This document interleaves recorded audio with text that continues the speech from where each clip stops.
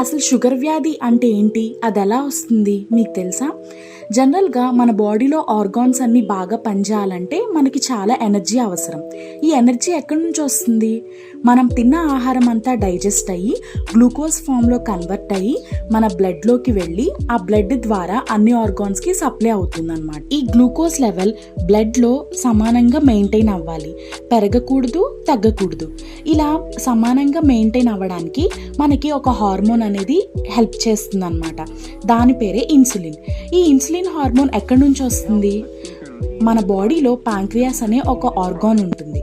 ఆ ఆర్గాన్ నుంచి ఇన్సులిన్ అనే హార్మోన్ సెక్రీట్ అవుతుంది. ఎప్పుడైతే మన ప్యాంక్రియాస్ ఇన్సులిన్ హార్మోన్ని సెక్రీట్ చేయలేకపోయినా, ఒకవేళ బాగానే సెక్రీట్ చేసినా అది ఇన్సులిన్ హార్మోన్ సరిగ్గా మన బాడీకి పనిచేయకపోయినా మన బ్లడ్లో గ్లూకోజ్ లెవెల్స్ అనేవి బాగా పెరిగిపోతాయి. ఇలా బ్లడ్ గ్లూకోజ్ లెవెల్స్ పెరగడాన్నే మనం షుగర్